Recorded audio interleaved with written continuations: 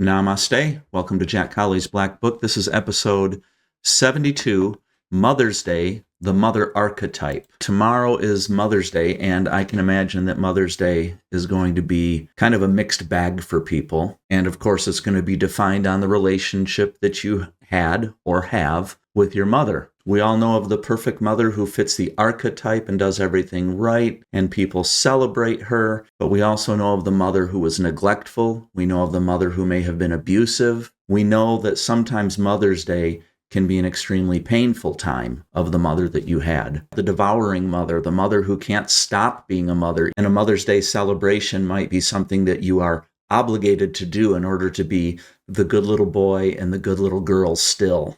Mother's Day can also be difficult for individuals who may not have had the opportunity to become a mother or a parent. So the idea behind this specific episode, quickly and very succinctly discuss the archetypal mother in hopes that all of us celebrate Mother's Day, survive Mother's Day. So if somebody were to come up to you and say, "What is a mother?" you would have certain descriptors in place. And those descriptors of what is a mother could be answered instinctually. There are things written on our personal unconscious, on our collective unconscious. There are things that come through stories and film and narratives. And we can state what a mother is, what the archetypal mother is, even though we may not have had that archetypal mother. So what are some of the things of the archetypal mother? There is the idea that the archetypal mother gives birth, that she creates. There's the divine feminine that comes through the archetypal mother. The mother is somebody who nurtures, who cares for, who protects. The mother works with the father, with the divine masculine, to prepare their kids for living in this world and to be able to enjoy the Garden of Eden at the same time existing with snakes.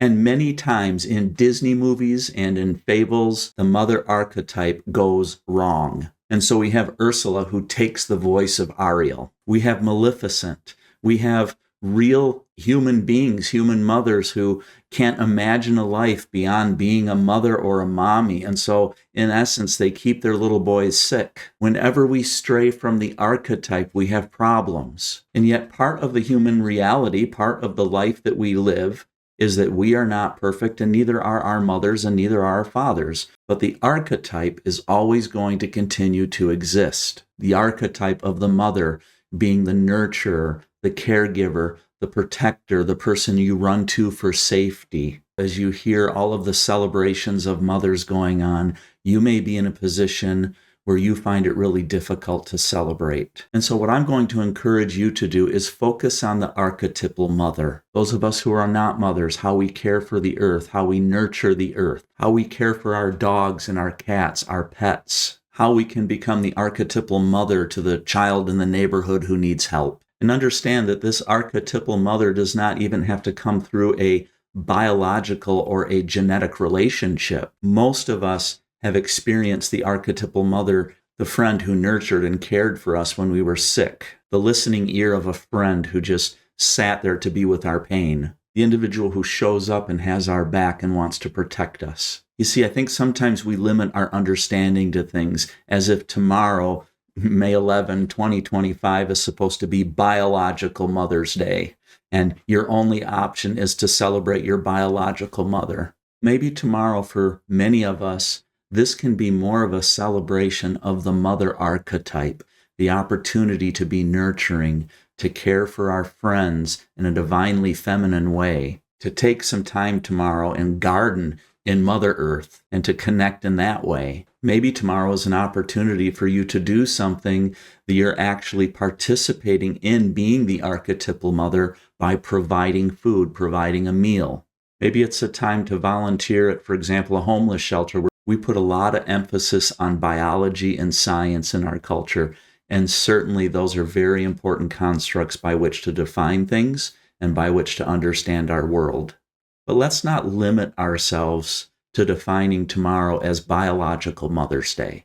Tomorrow, how can we set time aside to celebrate the divine feminine, to celebrate Mother Earth, to celebrate those in our lives who have fulfilled that motherly need that we all have at different times to be cared for, to have our back to be provided for. And individuals like me, biological males, how can we do the work with our anima? How can we make peace with our feminine side? How might we show up tomorrow during Mother's Day and extend the divine feminine to those of us around us? How might we tap into that feminine side that we need to make peace with to be well-balanced individuals? How might we show up tomorrow in somebody's life as a nurturer or a word of encouragement or a protector or a provider? This is a famous photograph by Dorothea Lange, and it's called Migrant Mother. This right here, to me, shows the mother archetype. You have an individual that, despite her circumstances, obviously not having a lot of resources, and this to me represents the darker side of the archetypal mother, the worrying that goes into being a parent or a mother. The constant questions of, am I doing a good job? Am I doing this right? Am I doing what I'm supposed to be doing? Because kids don't come with an instruction manual. And even outside of biology, we have people in our lives that we worry about, that we want to take care of. And in all of us, including biological males, we have the archetypal mother that we can tap into in different seasons of our lives, in different times, in different circumstances. That's what I hope people celebrate. I hope people celebrate this day, that we can acknowledge that we have an archetype that we can tap into to make our lives better and make the lives of individuals around us better.